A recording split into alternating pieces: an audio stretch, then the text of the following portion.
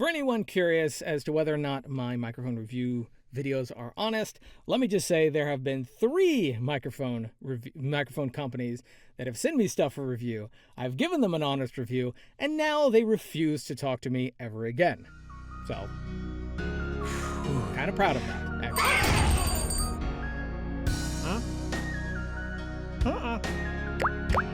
Alrighty, hey guys, welcome back to the channel. Today I have, as you can see, a very special microphone to review, and I think that's because, number one, it's in a very specific kind of market.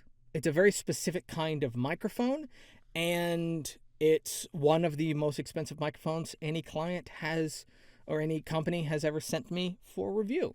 And before we get going, yes, this microphone was sent to me by TZ, by the company, for the sake of review, but they did not pay me. Basically, I just get to keep the microphone, and they do not get to see the video before it goes up. They basically, I post it, and that's it. And depending on how I do, depends whether or not they will ever send any more microphones my way. So take that as it is. Today we have the TZ X3, TZ Stellar X3. I did the TZ Stellar X2, which is down here. I just don't have enough space to showcase that as well. I did a review on the X2 before, and I very much liked the microphone.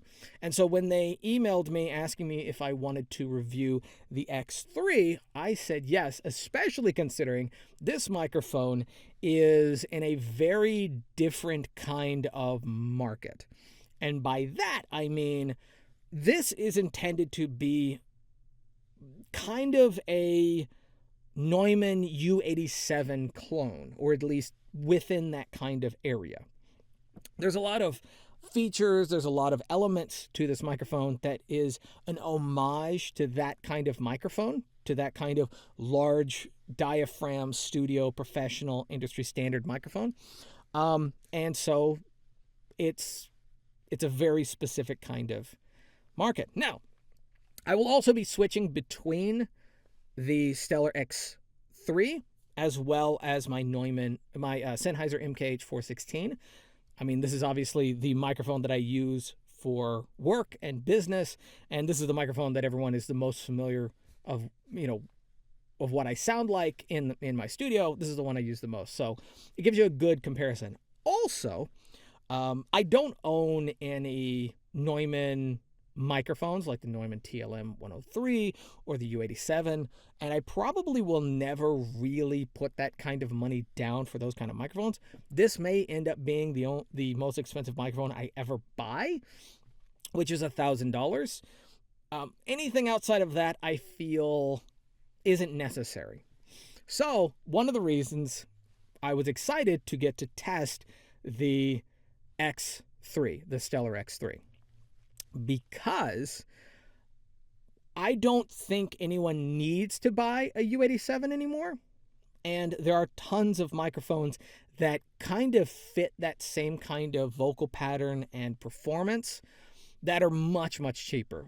This being one of those brands and one of those microphones that hopefully fits that kind of bill. So I was very excited to test it. But my Sennheiser MKH416, even though it is a shotgun microphone, is often used as a pairing microphone, as a kind of companion microphone for the TLM-103, TLM-104, and the U87, those kinds of microphones.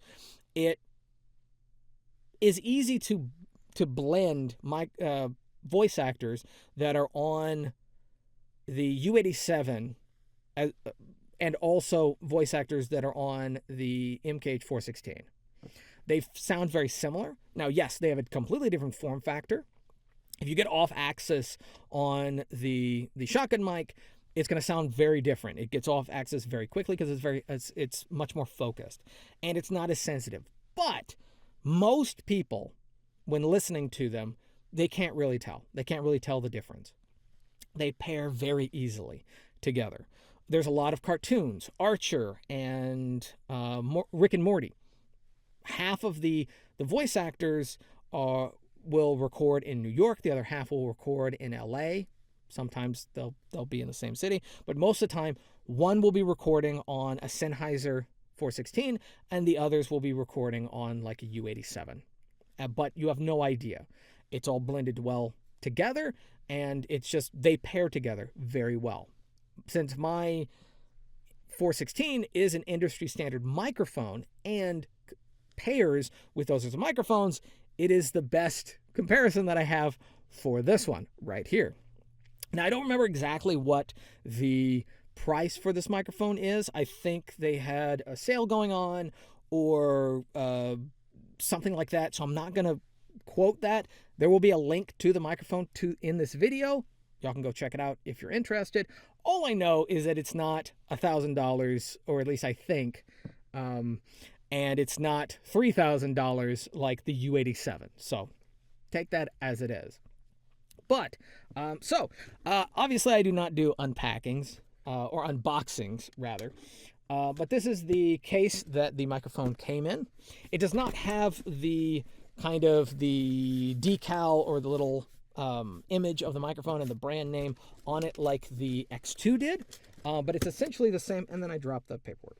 But it's essentially the same kind of box. It's very basic foam, a cushier foam up here to make sure that nothing bounces around. It comes with the little pleather case, just in case you don't want to keep it in this box and you want to put it in a smaller, you want to store it in a smaller space. It comes with a little adapter. Obviously, it comes with a microphone. It comes with a foam windscreen, which I am not using, just because this does color it changes how the microphone sounds a little bit, kind of muddies it up. So instead, I'm using my own pop filter, which doesn't color the microphone or doesn't muddy up the audio as much. Give you guys a little bit cleaner of a performance. Also, these are good, but for the most part, even if you have a foam wind cover, you should never speak directly into the microphone. You always want to speak off axis, which is why my Sennheiser just has the foam wind cover. I don't have one of those little cute little cup things that goes in front of it. That's also like a pop filter, because I'm not going to be speaking down the barrel of it.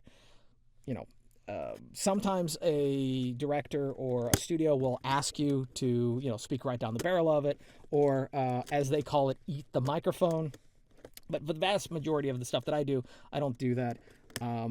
But I still wanted to speak into this microphone because the beauty of a large diaphragm style microphone, which this is, and it has a huge diaphragm. I think it might be the largest diaphragm that I have in my studio. I think it's larger than $50. God, I wish I had something. Oh, here we go.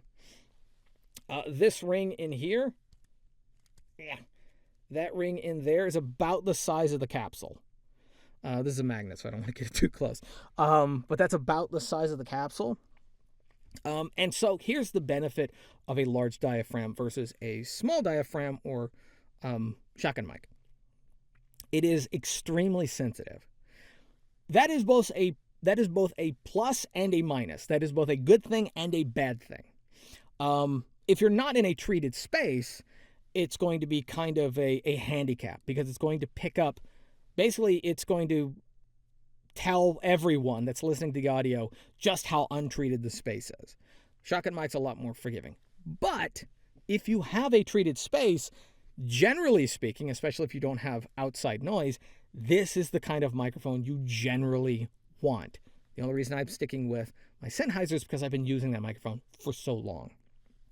So, it's a lot more sensitive, which means it's going to pick up a lot more of the finer details of your voice. It's going to pick up a lot more of the subtlety of your performance. If you were to get really quiet and very sad, it's going to be picking up all the little quivers and the tiny mouth movements that my shotgun mic might not pick up. So that's the benefit of a large diaphragm microphone. The other side of that is that because it's more sensitive, it's going to pick up a lot more noise.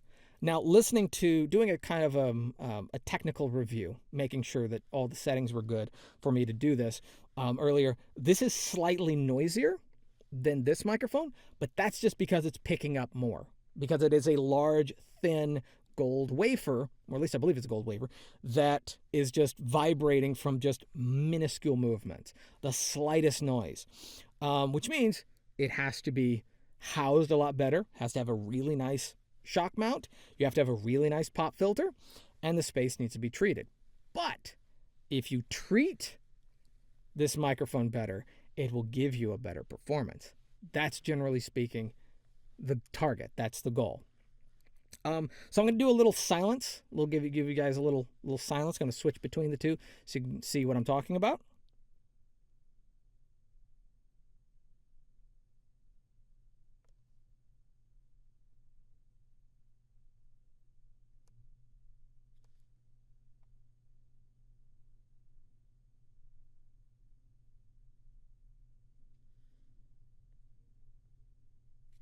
Now, I don't know if you could hear it. You probably could, but the AC unit outside kicked on.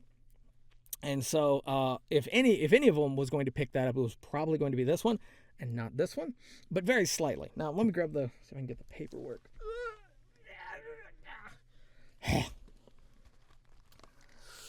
All right. So this is one thing that I absolutely do love that comes with the TZ microphone. Not every single microphone company does this. But every professional microphone company does this. And so I wanted to point this out. Now, yes, you do get the documentation that has kind of the information on the features of the microphone. Like, for example, it has a negative 10 dB pad, meaning if you're recording anything that's really, really loud and you don't have that much room on your interface or mixer, you can hit that and it will give you some extra headroom so whether it's recording drums or screaming vocals, it's not going to just destroy the capsule. Because again, these are thin. You can absolutely destroy these. I have blown out a few capsule, on a couple microphones in the past. So we have our documentation. Don't know how well you can read that, but it has a very, very smooth pickup pattern. Very smooth, as close as flat as I think I've seen in a very long time. It also has a kind of a low cutoff filter, or a high pass filter that kind of cuts off some of the low end. So I'm going to go ahead and turn that on.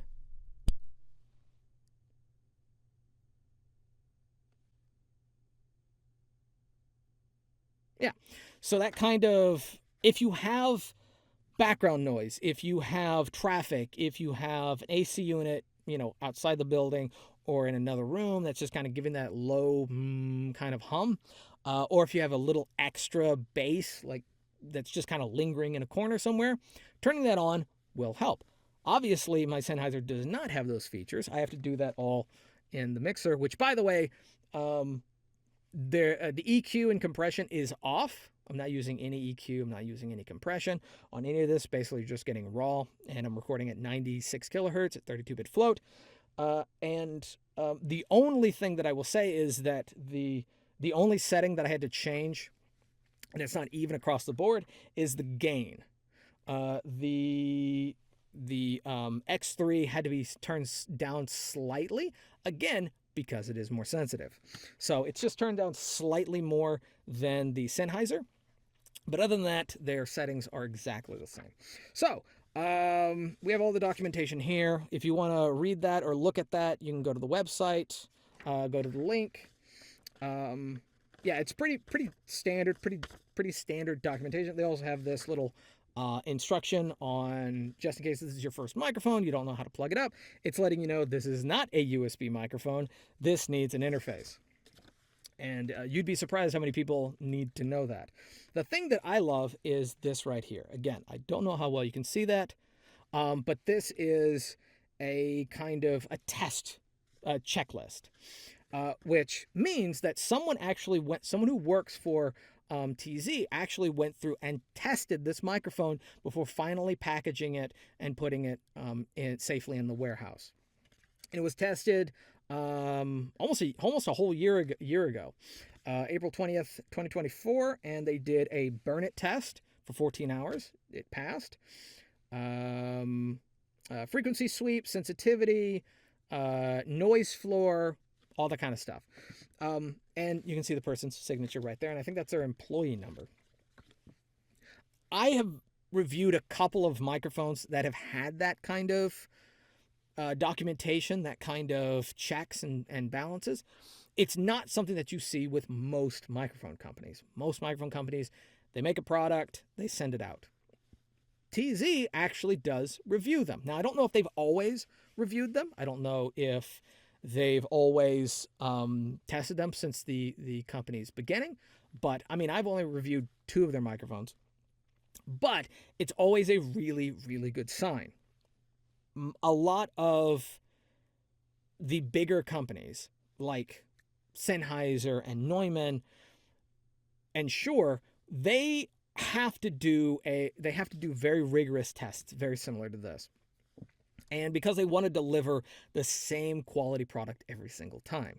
Companies that don't do that, there's a chance that one of the microphones that you would buy from them may not be perfect. And this is all because even though it's going through a factory and it's being built under the same rigorous standards every single time, there may be small things, small elements that could change the quality of the audio or make a microphone, make a capsule less sensitive or more sensitive, or maybe there's a scratch or a tear or something like that. So it's always good to find a company that does stuff like that. So extra points for that one. Now, I'm going to go ahead and turn the low end back up just because I want the fullness. And I'm not going to be screaming into this microphone. I'm not going to do a plosive test. I'm not going to do a silence test. Y'all can listen. I mean, I'm not going to do like a whispering test. Y'all can listen to the silence. What I'm going to do now is basically just my review. There's not much else I can say about this. The foam wind cover is pretty standard. It's not bad. I mean, it's like I said, it's pretty standard. It also is a little bit more of the. It's hard to describe this kind of foam. It's a foam that's has larger holes and larger gaps, and it's a little bit more of rigid structure. So it supposedly lets more air in rather than something that's a much finer, much smaller kind of foam. It's like a softer foam. It's like a, I don't know, scratchier foam. Hard to describe. You'd have to test it to see. I don't know if you can see. Yeah, I don't know how well you can see that. Yeah, no way. But personally, I don't really use these, so that's a give or take. The container is nice. The box is nice. I do like having these. Jesus. The only thing is, if you're someone like me who ends up opening a lot of microphones, you're going to run out of room very fast. So I also do like that it has the kind of the nice pleather pouch, just in case if I, for some reason, can't keep the box anymore and I got to get rid of everything, I can just put it in this and put it in a smaller space. So that's nice.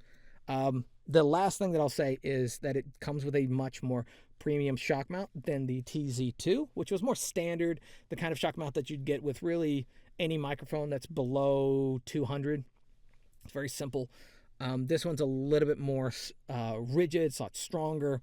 I don't know which one's better for absorbing shock, but this one I know is going to last me longer.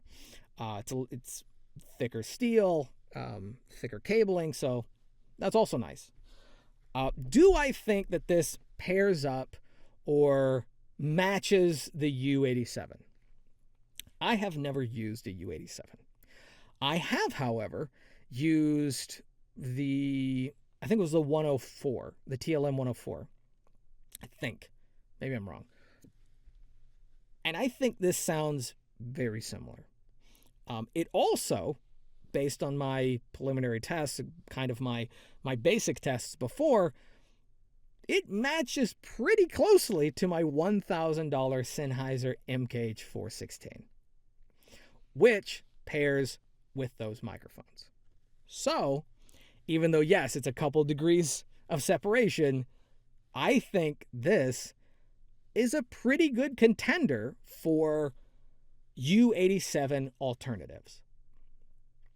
If you want that kind of sound, if you have a well-treated space and you don't have a lot of noise outside, you have a really clean interface, really clean mixer, or, something that provides very clean phantom power, and you can get a good clean signal out of this, and you know how to appropriately speak into, around, like proper microphone technique, I would absolutely consider one of these for sure. I can't wait to do a shootout. I want to compare it to the X2. It's not a lot of space in here. So at some point soon, I am going to be doing a shootout between this microphone, probably my Audio-Technica 2020, just because it's a good $100 standard, the TZ2, and the Worker Bee. I think that's the one I have. My goal is to test this against a couple of my favorite microphones. And right now, this is one of my favorite microphones that I've gotten to review, just because it doesn't have a lot of bells and whistles. It is very clean. Yes, it's got a slightly higher noise floor, but that is what I expect. It's got a solid metal structure. I mean, it's solid. It's steel. It's not, or at least I think it's steel. It's not flimsy, very thin aluminum where you can hear all of the... Yeah, that's not as bad. That's not as bad as other microphones. Yeah, it's built well. The only thing I can't really attest to is if it's worth the price, because I don't know exactly what the price is at the time I'm going to be releasing this video. So my suggestion is going to be, click on the link, go check it out if you think this is worth the price. I mean, it's definitely going to be less than the U87. And that's already a plus right there. So yeah, it's going to be it. So thank you guys for watching. If you liked the video, give it a thumbs up. If you didn't, give it a thumbs down. Totally fine. Subscribe if you're new. Bell for notifications, and leave down in the comment section below. Like to see me cover any other microphones, talk about any topics, what have you. And if you want to send me a microphone to review or a product to review, what have you, email me. Email is also down below. And yeah, it's going to be it. So until next time, peace.